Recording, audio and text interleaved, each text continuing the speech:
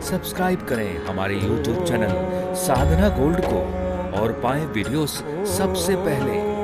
Bell icon दबाना ना भूलें। भगवान राम और रावण। ज्ञान में रावण बड़ा, युद्ध में रावण बड़ा, ताकत में रावण बड़ा, जिसके यहां कुबेर और यम जैसे तो नीचे जमीन में पड़े हुए थे। मतलब रावण की अगर आज्ञा नहीं होगी तो काल उसके राज्य में से भी किसी की मृत्यु नहीं कर सकता। आप कल्पना कीजिए, कुल में रावण बड़ा, कुल में भी रावण ही बड़ा था।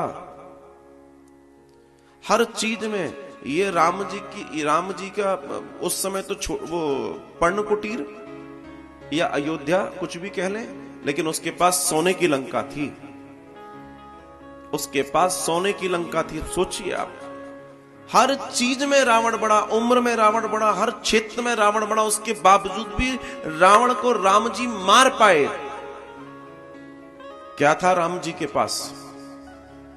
राम जी के पास एक वो हथियार था जो जीवन में अगर किसी के पास हो तो उसको कभी कोई काट नहीं कर सकता, और उस हथियार का नाम है चरित्र।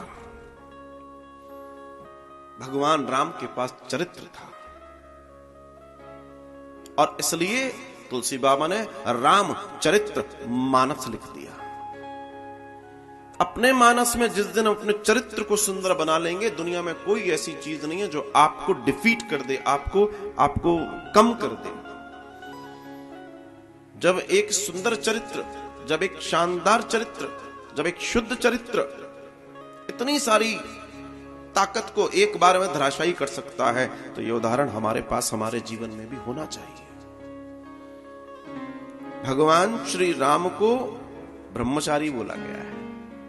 अब आप सोचेंगे कि ब्रह्मचारी का विवाह कैसे हो गया?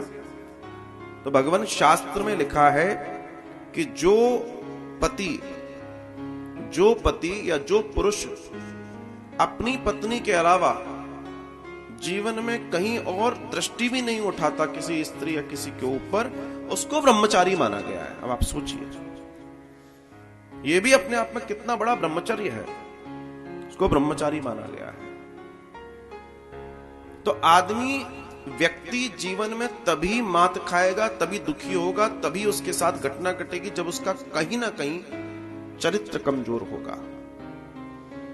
रावण के पास सब था लेकिन चरित्र नहीं था, और जो रावण के पास सब था वो राम जी के पास नहीं था। लेकिन राम जी के पास वो सब नहीं था मगर चरित्र था।